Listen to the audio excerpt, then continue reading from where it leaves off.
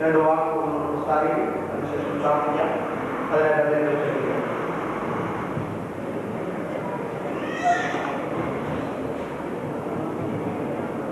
കർത്താവിൻ്റെ അതിവിശുദ്ധമായ നാമം വാഴ്ത്തപ്പെടുമാറാകട്ടെ. ഈ അനുഗ്രഹീതമായ സമയം നമ്മുടെ പ്രിയ കുഞ്ഞുങ്ങളുടെ വിവാഹ നിശ്ചയത്തോടുള്ള ബന്ധത്തിൽ എനിക്കും സംബന്ധിക്കാൻ അവസരം ദൈവം അനുഗ്രഹിച്ചതിൽ ഞാൻ ദൈവത്തെ സ്തുതിക്കുന്നു. ഈ വിവാഹ നിശ്ചയം എന്നുള്ളത് ഒരു അനുഗ്രഹീതമായ ഒന്ന് തന്നെയാണ്. കാരണം ഞാൻ പൂർവ്വപ്പെട്ട ആളുകളെ തിരിഞ്ഞ് നോക്കിയാൽ ഈ യുവാവിനെയും അവരുടെ കുടുംബത്തെയും തലമുറയായിരുന്നു. അങ്ങനെ ആ കാലത്ത് കർത്താവിന്റെ പ്രദേശങ്ങളിൽ ശക്തിയായി ആരംഭിക്കുകയും ആ വേദികളുള്ള ബന്ധത്തിന് ദൈവം രക്ഷിക്കപ്പെട്ട് ദൈവഭാഗത്തേക്ക് കടന്നു വന്ന ആദ്യ കാലത്തെ ഒരു സഭയായി. ആ സഭയിലെ ഒരു ശുശ്രൂഷകൻ ആണ് ഇന്നത്തെ വധുവിന്റെ പിതാവിന്റെ പിതാവ്. ആ പ്രിയമായവരിൽ പല സ്ഥലങ്ങളിൽ കർത്താവിന്റെ കാര്യങ്ങളിൽ ഇടപെട്ടു. കുടുംബമായി ദൈവത്തെ സേവിക്കാനുള്ള ഭാഗ്യം അവർക്ക് നൽകി. അങ്ങനെ ദൈവത്തെ മാനിക്കുന്നവരെ മാനിക്കുന്ന ദൈവം തന്റെ മക്കളിൽ കുടുംബമായി അമേരിക്കൻ നാടുകളിലായിരിക്കാൻ ദൈവം തുറന്നു നൽകി. അവരുടെ കുഞ്ഞുങ്ങൾ കൈയോഗ്യമായ വിവാഹത്തിന് വേണ്ടി അവർ ആഗ്രഹിച്ചു. കഴിഞ്ഞ ദിവസങ്ങളിൽ ഒന്നിരുടെ ആലോചനയും കഴിഞ്ഞു പോയി. ദൈവത്താൽ ആലോചന വരികയും ആ കാര്യങ്ങൾ ഇന്നോട് ചിന്തിക്കപ്പെടുകയും ചെയ്യുകയായിരുന്നു. അതുപോലെ പഴക്കവും വലിയുള്ള ഒരു പഴയ സഭയാണ്. തന്റെ മകനായ ആദാമിന് ഒരു തക്ക തുണയെ ഉണ്ടാക്കി കൊടുത്തതുപോലെ ആ പ്രിയപ്പെട്ടവരുടെ ജീവിതത്തിൽ ഒരു തക്ക തുണയായി ദൈവം അതിനെ ആലോചിച്ച് ക്രമീകരിച്ച് ഇന്ന് അതിനെ നിശ്ചയത്തിലേക്ക് പ്രവേശിപ്പാനിടയായി തീർന്നു. ഇതെല്ലാം നാം ഇവിടെ ആയിരിക്കുമ്പോൾ തന്റെ മക്കൾക്ക് വേണ്ടി ദൈവം ചെയ്യുന്ന കാര്യമാണ്. തന്റെ കുഞ്ഞുങ്ങളുടെ കാര്യങ്ങളെല്ലാം സമർപ്പിക്കാൻ ദൈവം അവസരം നൽകി. ഇന്ന് പകൽക്കാലം അതേ ഈ കുടുംബങ്ങളോടുള്ള ബന്ധത്തിൽ മാതാപിതാക്കൾ, സഹോദരങ്ങൾ, സ്വന്തക്കാര്, രാജ്യത്തിലുള്ളവരെ, സഭാവിശ്വാസികൾ, ശിശുക്കന്മാർ എല്ലാവരുമായി നാം ഒരുമിച്ച് ഇവിടെ കടന്നു വന്നപ്പോൾ വാർത്തകൾ വിശ്വസനായ വലിയ സാന്നിധ്യം ഇന്ന് ഒരു നിശ്ചയത്തിലേക്ക് പ്രവേശിച്ചുകൊണ്ടിരിക്കുകയാണ്. നിശ്ചയം കഴിഞ്ഞവരുടെ വിവാഹമേ നടന്നുള്ളൂ.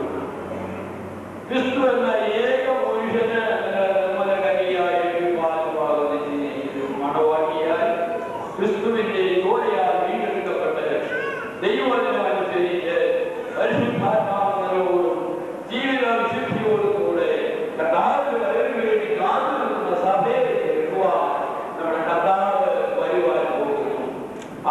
അത് നമ്മുടെ ജീവിത വസ്ത്രം നാം സൂക്ഷിക്കുന്നുണ്ട്. നാം കറയും കളങ്കമില്ലാത്തവരായി അവന്റെ സന്നിധാനത്തിൽ ദേശത്തോടെ മുൻനിർത്തേണ്ടതിന് തന്നെ താൻ നമുക്ക് വേണ്ടി ഏൽപ്പിച്ചു തന്നു. ഈ മർമ്മം വലിയത് ക്രിസ്തുവിനെ സഭയുദ്ധത്തെ ഞാൻ പറയുന്നത്. ആകയാൽ ഈ സത്യത്തെ ദൈവം നമുക്ക് വെളിപ്പെടുത്തി തന്നതിനാൽ നമ്മുടെ ദൈവത്തെ നമുക്ക് സ്തുതിക്കുകയും അങ്ങനെ നമ്മുടെ ദൈവത്തെ നമുക്ക് മഹത്വപ്പെടുത്തുകയും ചെയ്യാം. ദൈവമായ കർത്താവ് ഈ വചനങ്ങളാൽ ദൈവം നമ്മെ അനുഗ്രഹിക്കുമാറാകട്ടെ. ദൈവത്തിന് സ്തോത്രം. നമുക്ക് എഴുന്നേറ്റ് പാടി നമ്മുടെ ദൈവത്തെ നമുക്ക് മഹത്വപ്പെടുത്താം. Amen.